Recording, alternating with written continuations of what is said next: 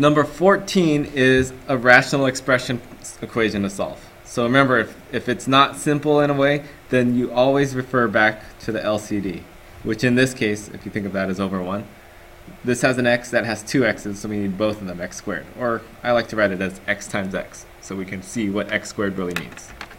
So this already has the x times x, right? Because that is what x squared means. So I don't need to do anything with that one. But this one only has one of the x's, so let's put in another x to it, on top and bottom. This one needs both, so I'm going to put x times x, or x squared, on top and bottom. And now they all have a common denominator. So rewriting this gives us x squared over x squared minus 2x over x squared, or LCD, you can write that, but x squared is shorter in this case, and minus 5 over our LCD.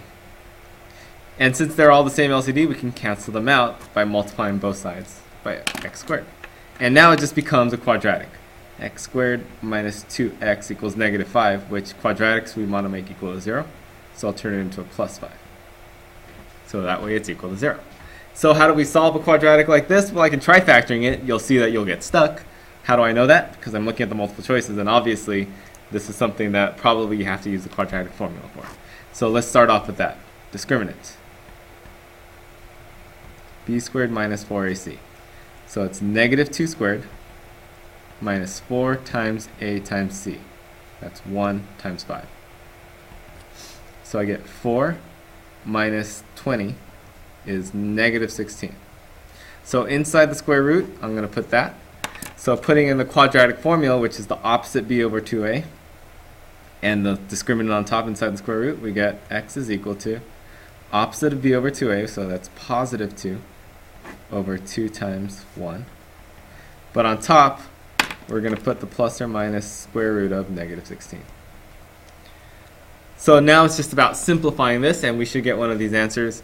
Right away I know it's imaginary and it's positive in front, so it must be C, but you know, that's a shortcut when you're doing multiple choice.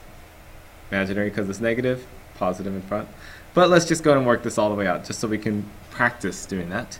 The square root of negative 16, well, I know there's an I because square root of a negative has to be imaginary. Also, I know the square root of 16. That's 4 and 4, right? So double 4, that becomes a positive 4 on the outside. And on the front, I still have the 2 and over 2.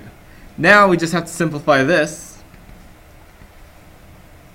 And how do we simplify this? We just split it up. 2 over 2, which is 1. And 4 over 2 is 2. And we still have the imaginary. So 1 plus or minus 2i, which again, we get is C.